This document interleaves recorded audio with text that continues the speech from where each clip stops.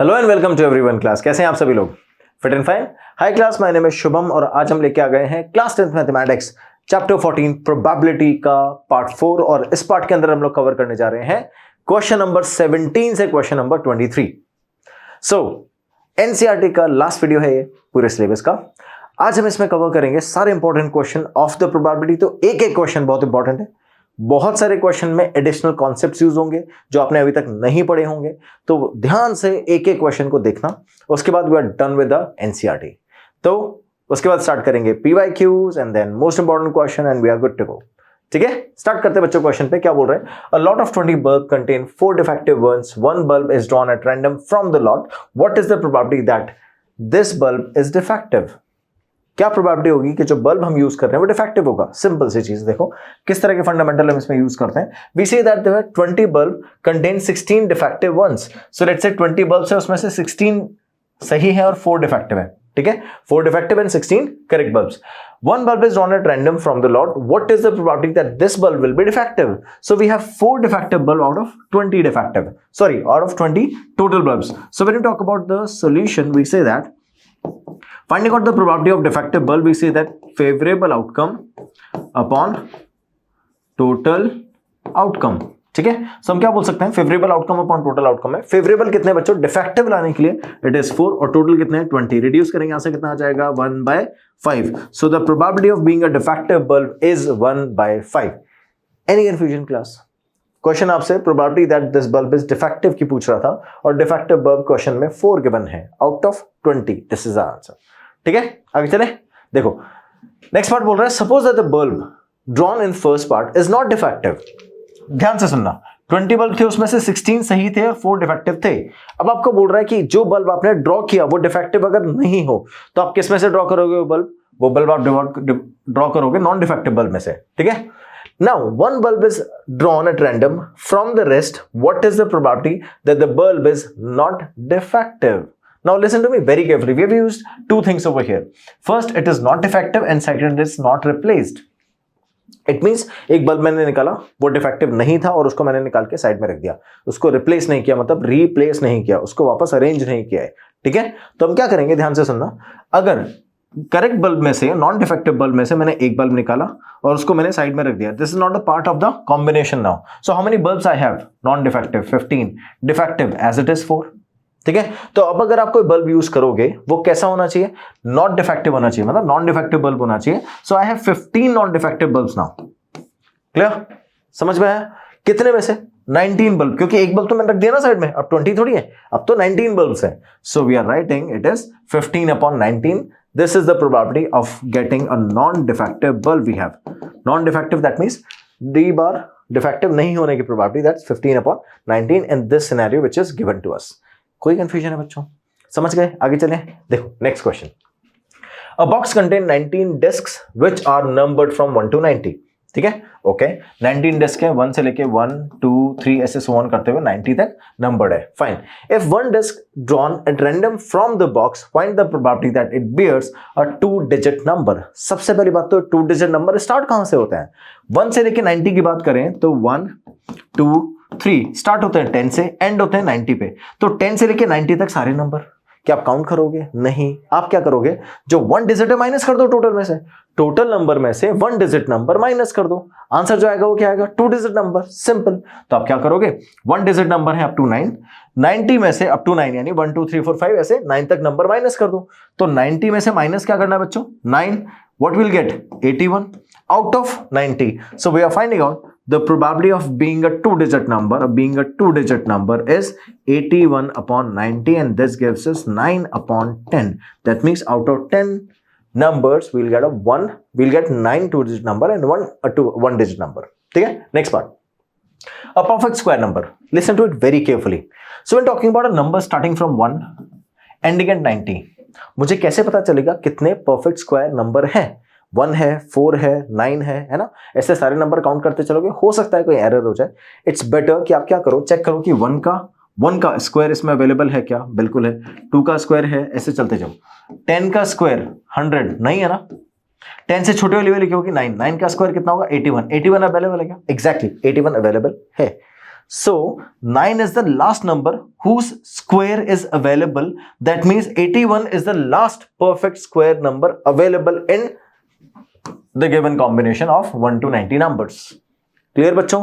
तो इस तरह से हम पता कर सकते हैं कि 81 is the last perfect square number, और 81 किसका स्क्वायर होता है? 9 का. सो 9 वो लास्ट नंबर है जिसका परफेक्ट स्क्वायर अवेलेबल होगा. सो दैट मींस 1 2 3 4 ऐसे करते करते कितने नंबर होंगे? 9 नंबर्स जिनके स्क्वायर अवेलेबल होंगे. दैट मींस इस नंबर, इस सीक्वेंस के अंदर 81 तक आपके पास परफेक्ट स्क्वायर है. दैट मींस 9 परफेक्ट स्क्वायर है आउट ऑफ 90. सॉल्व करोगे तो we are finding out the probability of getting a perfect square. I'm writing it as S. So probability of S is, reduce करेंगे answer आ गया 1/10. कोई confusion? Simple सा question था.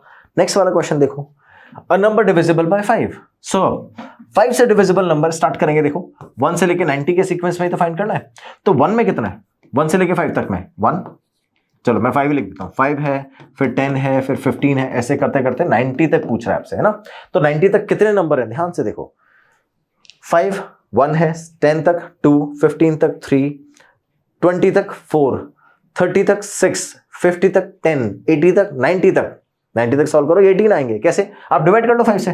तो जितने 5 से डिवाइड करोगे जितने भी मल्टीपल्स होंगे वो आ जाएंगे. तो कितने मल्टीपल्स हैं? 18. जितने मल्टीपल होंगे उतने तो डिवाइजर होंगे. तो एग्जैक्टली.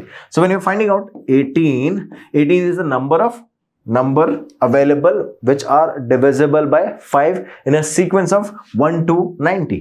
तो 18 out of 90, this is the number which are divisible by 9, divisible by 5. ठीक है, ठीक है. So it is P. Let's say sequence change कर लेते हैं. चलो, we got an event A which is defined as the number divisible by 5. ठीक है. So the number divisible by 5 into the sequence is 18 by 90. Reduce करेंगे answer आ गया 1/5. Any confusion class? ठीक है, इस तरह से डिफाइन कर दो, इजी हो जाएगा सॉल्व करना. आगे चलते हैं नेक्स्ट वाले क्वेश्चन पे. A child has a die whose 6 faces shows the letter as given below.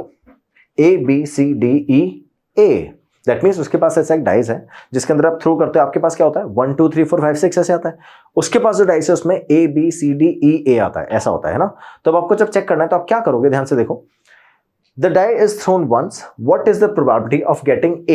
एक आने की probability क्या होगी? तो A से लेके वापस रिपीट करेंगे A तक. तो A B C D E A है ना. इतने अपने पास सारे फेसेस हैं. तो अब आपको चेक करना है कि इसके अंदर कितने A आ सकते हैं. कितने आ सकते हैं? 2 out of 6. The probability of getting A, favorable outcome upon total outcome. So what we can say, favorable कितने हैं? 2 out of 6. reduce करेंगे 1/3 is the answer. Any confusion class? That's how we do it. ठीक है, आगे चलते हैं. D कितनी बार आ सकता है बच्चों? एक ही बार आ सकता है, एक ही ऑप्शन है. So that's how when you are finding out probability of D, it is 1/6. ठीक है, same favourable upon total. 1 favourable है, 6 टोटल आउटकम है, डिवाइड करेंगे 1/6 आंसर आ जाएगा. नेक्स्ट क्वेश्चन देखो. Suppose you drop a die at a random on a rectangular region shown in the figure. This is the rectangular region. What is the probability that it will land inside the circle with diameter 1 meter? अब सुनना, एक ऐसा rectangular box है, उसके अंदर एक circular box रखा हुआ है. आप उधर से ऊपर से एक डाइस को रोल करके थ्रो कर देते हो, है ना. अब ये डाई अगर आप ड्रॉप कर रहे हो, थ्रो कर रहे हो, कुछ भी कर रहे हो, तो ये जो डाई है ये किसके अंदर जाएगा? सर्कल के अंदर जाएगा, रेक्टेंगल के अंदर जाएगा, किसी के अंदर भी जा सकता है. What is the probability that it will lie inside the circle?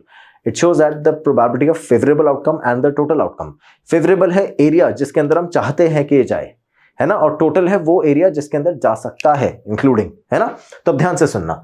सो अब जब हम सॉल्व करेंगे तो कैसे करेंगे? Probability that will lie inside the circle is once again the favourable outcome upon total outcome. ठीक है, तो अब ध्यान से देखना. Favourable outcome upon total outcome. Favourable क्या है? इस एरिया में चाहते हैं ना हम ये कि इतने एरिया में चला जाए. तो फेवरेबल आउटकम के लिए I will find out the area of the circle divided by area of rectangle. ठीक है, अब ध्यान से देखना. जब मैं इसको सॉल्व करूंगा, एरिया ऑफ द सर्कल क्या है बच्चों? Pi r square divided by 3 multiplied by 2, that's L multiplied by B. So we have L multiplied by B is 3 and 2. Let's place the value in the next slide. So we got probability that we are getting into the circle is pi, r square is 1 square makes it 1, and we have L into B, which is 3 and 2, so we are writing it as 6. So finally, if I'll write 22 upon 7, which is the value of pi, we are going to multiply this with by 1 by 6, let's reduce it by 2, we are getting 11 here, and 11 upon 7 3s are 21. So this is the probability that it will lie inside the circle. Easy question. समझ गए? दोनों का area divide करना है बच्चों. Pi by 6 answer आ जाएगा. पाई कितना होता है? 22 upon 7. 6 1 by 6 अपॉन में 6 है ना, तो 1 by 6 से मल्टीप्लाई कर देंगे, रिड्यूस करेंगे, 11 upon 21 आ जाएगा. This is our answer. ठीक है, नेक्स्ट वाला क्वेश्चन देखो. A lot consist of 144 ball pens of which 20 are defective. कितने? 144 बॉल पेन जिसमें 20 डिफेक्टिव है, तो 124 डिफेक्टिव नहीं है. And the others are good. Noori will buy a pen if it is good, obviously, but will not buy if it is defective. Okay. The shopkeeper draws one pen at random and gives it to her. What is the probability that she will buy it? If it is a good pen, then she is going to buy it. है ना? That means we have 124 good pens and 20 defective pens. She is going to buy when it is out of 121. 124 from the total pens of 144. Now, the probability that she will buy it is 124 upon 144. Let's reduce it. मैं इसको reduce करता हूँ 4 से. 4 3s are 4 1s are. और इसको reduce करेंगे 4 से तो 4 3s are. And then we have 2 24 6. 31 upon 36. This is our answer. We cannot reduce it further, right? This is our answer. Any confusion, guys? So she will buy it if it is 31. If it is 124 upon 144. That gives us 31 upon 36. That means if it is lying between 31 pence out of 36. Okay? This is the probability that she is going to buy it. Next, she will not buy it. Okay, if she is not going to buy it, it will be 1 minus the probability that she will buy it. So it is 1 minus 31 upon 36. The moment we will reduce it, we will get 5 upon 36. 5 upon 36 is the final answer. Up now listen, class, it's asking us what is the probability that she is not going to buy us. So we've already find out the probability that she is going to buy us. ठीक है. Now, so probability that she buys it is 31 upon 36. Now, the probability that she will not buy it is 1 minus 31 upon 36. देखो हम directly भी solve कर सकते थे, but यहाँ chance मिला फॉर्मूला अप्लाई करने का, हमने फॉर्मूला अप्लाई किया and we got the final answer is 5 upon 36 that she will not going to buy it. Let's start with the next question. Refer to example 13. नहीं याद होगा ना, इसलिए मैंने प्लेस किया. पहले क्वेश्चन देख लो, एग्जांपल 13 क्या बोल रहा है. 2 dice, one blue and one gray, are thrown at the same time. Write down all the possible outcome. What is the probability that the sum of the two numbers appearing on the top of the dice is 8, 13 or less than or equal to 12? ये था अपना example number 13. अब इसका reference लेके जो question आपसे पूछ रहा है वो क्या पूछ रहा है. क्वेश्चन आपसे बोल रहा है that complete the following table. आप याद करो जब हमने लास्ट टाइम पे क्वेश्चन सॉल्व किया था, क्या हमने कुछ ऐसा किया था दैट 1 1 1 2 1 3 1 4 1 5 1 5 और 1 6 है ना. ऐसे हमने फिर यहाँ पे सिमिलरली 2 1 2 2 है ना, 2 3 ऐसे सो 1 2 6 और ऐसे ही इधर सॉल्व करेंगे तो 6 1 से लेके 6 6 तक के ऐसे सारे आउटकम बनाए थे, किया था हमने सॉल्व. अब इसी का यूज करके हमने डायगोनल जिससे हमने सम निकाला था 2 3 4 ऐसे लास्ट में 12. ठीक है, और फिर हमने प्रोबेबिलिटी फिगर आउट करी थी कि आप प्रोबेबिलिटी अगर आप कैलकुलेट करोगे तो getting a sum of 2 what is the probability, getting a sum of 3, getting a sum of 4, इन सब का यूज करके हम प्रोबेबिलिटी कैसे फाइंड करते हैं. तो अब यहां से स्टार्ट करेंगे, लास्ट तक ये जाएगा 7. ठीक है, तो प्रोबेबिलिटी का सम 7 भी आ सकता है, उसकी भी प्रोबेबिलिटी हम कैलकुलेट कर सकते हैं. अब इसका यूज करके याद करो मैंने आपको एक टेबल फॉर्म करना बताया था. कैसे कि हाईएस्ट प्रोबेबिलिटी किसकी होगी, हाईएस्ट प्रोबेबिलिटी होगी that we are getting a sum of 7, क्योंकि सबसे बड़ा डायगोनल इसी का बनेगा. ठीक है, तो अब यहां से स्टार्ट करेंगे, यहां से यहां तक कितने आउटकम आ जाएंगे, 6 आउटकम, 1 2 3 4 5 6 है ना. पेयरिंग बना के चेक कर सकते हो. 6 1 इधर से आएगा तो 2 5 आएगा है ना, इधर से 3 4 आएगा, इधर से 4 3, इधर से 4 3 आएगा, इधर से 5 2 आएगा, 5 2 ऐसे है ना. फिर उसके बाद ये आएगा 3 4 ओके, इधर आएगा 2 5 और इधर 2 5 1 6. तो 1 2 3 4 5 6 ऐसे 6 आउटकम बनेंगे.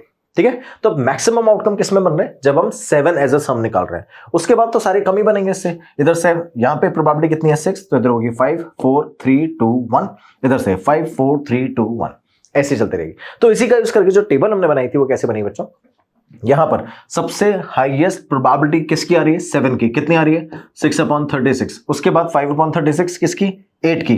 तो इधर भी क्या, 5/36।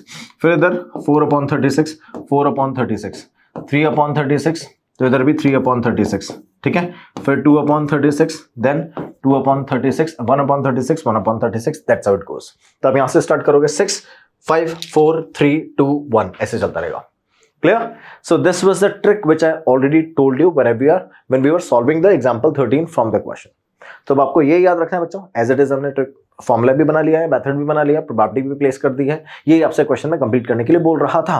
अब इसके रेफरेंस में क्वेश्चन क्या है, इसके रेफरेंस में आप क्वेश्चन बोल रहे हैं, student argues that the 11 possible outcomes 2, 3, 4, 5, 6, 7, 8, 9, 10, 11, 12. Therefore, each of them has a probability 1/11.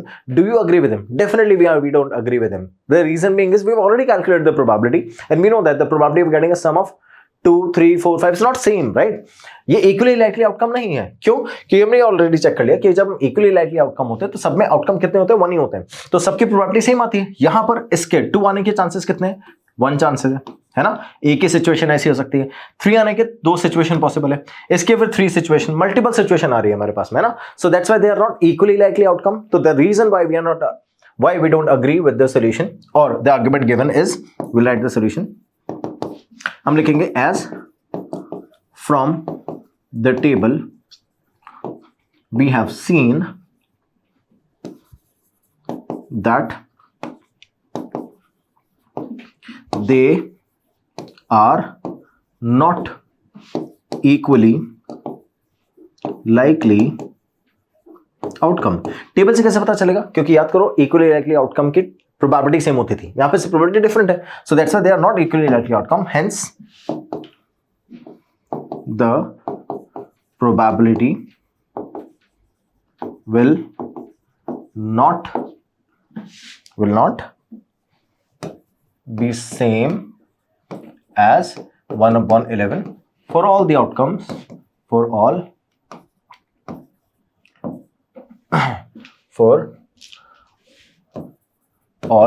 the events available। ठीक है, तो इस तरह से हम वेरीफाई कर देंगे कि सारे इवेंट के लिए प्रोबेबिलिटी 1/11 नहीं हो सकती क्योंकि इक्वली आउटकम नहीं है। That's how we are done it. कोई कंफ्यूजन है बच्चों, समझ में आ गया? चलिए नेक्स्ट क्वेश्चन पे। तो देखो next question, a game consists of tossing a 1 rupee coin or coin of 3 times and noting its outcome each time। ठीक है, ध्यान से सुनो। we are talking about a coin which is 1 rupee and we are tossing this as 3 times। ध्यान से देखो, किसी भी कॉइन हो सकता है जिसमें हेड और टेल होना चाहिए, दैट्स इट, सेम आंसर आएगा। तो जब इसको 3 टाइम टॉस करते हैं, मैं आपको 3 टाइम टॉस करते टाइम पे आउटकम क्या आता है ये बताता हूं, ध्यान से सुनना।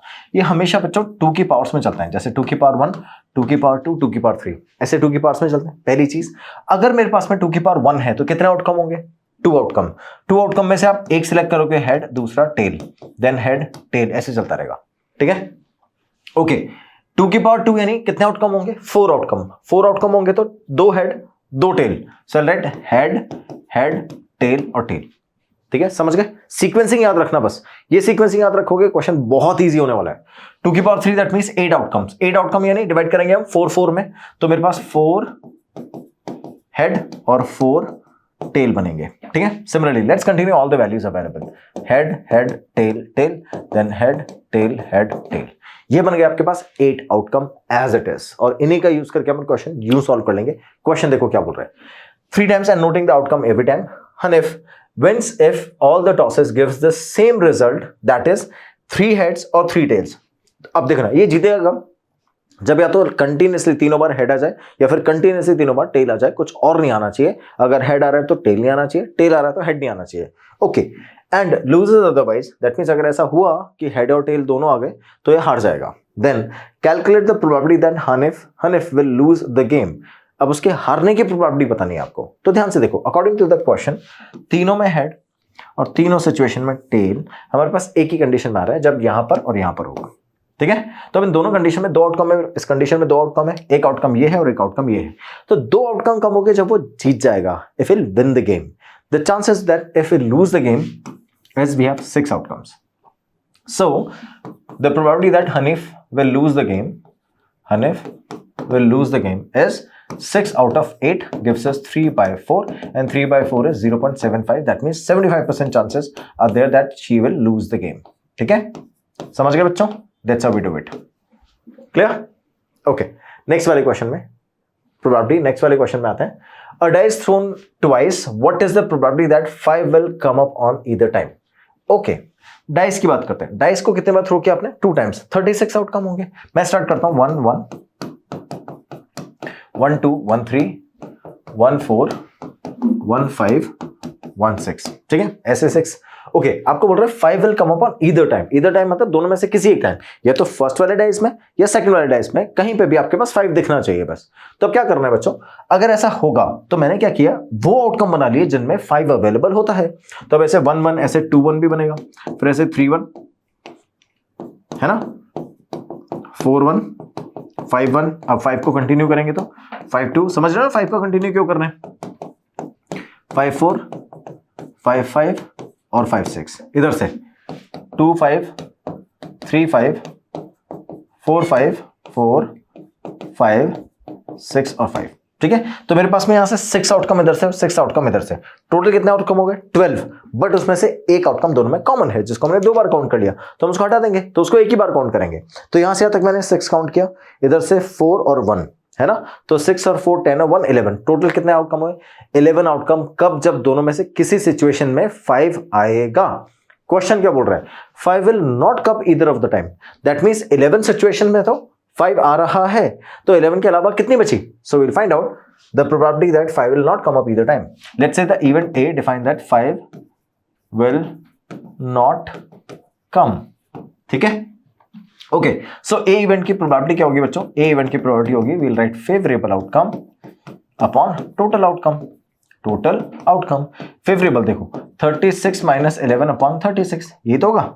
36 में से 11 माइनस कर दो, जिन आउटकम में 5 आ रहा है माइनस करेंगे तो it is 25 upon 36. Can we reduce this? Definitely we can not. So the probability of A is 25 upon 36 is the answer. समझ गए बच्चों? आगे चलें नेक्स्ट क्वेश्चन पे. नेक्स्ट वाला क्वेश्चन क्या पूछ रहा है? 5 will come up at least once. At least once मतलब कम से कम एक बार तो 5 आना ही चाहिए. तो जितने भी सिचुएशन है जहां पर भी आपको 5 दिख रहा है, विल काउंट इट. ठीक है, तो अब एक से ज्यादा बार आएगा चलेगा ना, कोई दिक्कत नहीं. So will count all the situation when it will come up. Clear? A bar क्यों लिख रहे हैं? ए का मतलब था इसका नहीं आना, तो ए बार का मतलब हो जाएगा 5 आना. तो अब we are saying that probability of A bar is 1 minus probability of A. So we are writing it as 1 upon 1 minus 25 upon 36. The moment we subtract it, we'll get 11 upon 36. We could have done directly as well, but fine. We got the opportunity to place the formula available. So that's why we have placed it and we got the answer. Any confusion class? That's how we do it. Next वाला question और भी easy है. Which of the following argument are correct and which are not correct?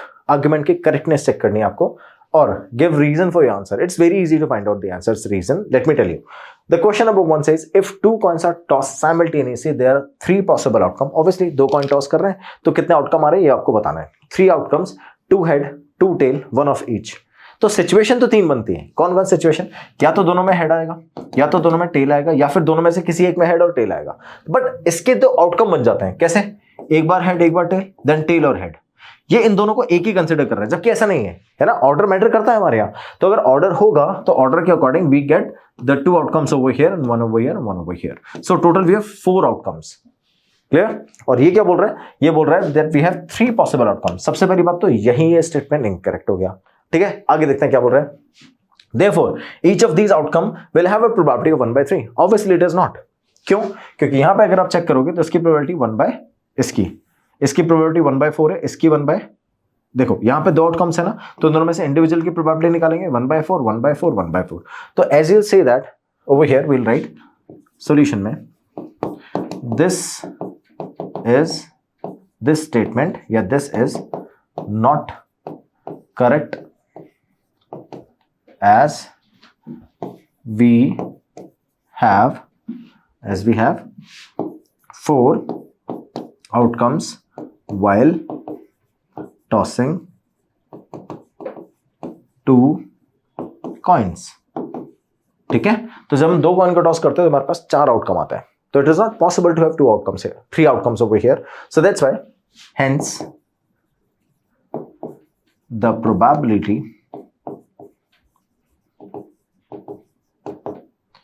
will be 1/4 in each case. In each case. ठीक है, आगे चले next वाला. If a die thrown, there are two possible outcomes, one odd number, an odd number or an even number. Therefore, the probability of getting an odd number is 1/2. ध्यान से सुनो, जब आप एक डाइस को थ्रो करते हो तो आपके पास में देखो टोटल 6 आउटकम्स होते हैं, है ना. इन 6 आउटकम में से 3 तो अपने पास में 1, 3, 5 और इधर 2, 4 और 6. तो 3 तो आउटकम होते हैं कैसे, ऑड, और 3 होते हैं इवन. ये तो ऐसा ही बोल रहा है, ठीक है. उसके बाद आपको बोल रहा है therefore the probability of getting an odd number or even number is 1/2. Obviously it is also. Let me tell you why. So we are getting 3 odd numbers. So out of 6 we have 3 odd numbers, and similarly we have 3 even numbers out of 6. So once we'll find out the probability of any odd number or any even number, it is 1/2 always. Clear बच्चों? So that's why this statement is correct. So we can say that solution में that this is a correct statement. इसके reason के लिए ये आपने solution किया या as it is solution या पेस्ट कर देना, दैट्स इट. ठीक है, और आपने जस्टिफाई कर दिया कि आंसर 1/2 एक्चुअली आता है. That's how we have justified the answer is absolutely right. Class, we have completed the exercise. इसी तरह से मन लगा के पढ़ोगे ना तो 100 आने वाले हैं. Thank you so much for watching class. Have a good day ahead. Bye bye, take care.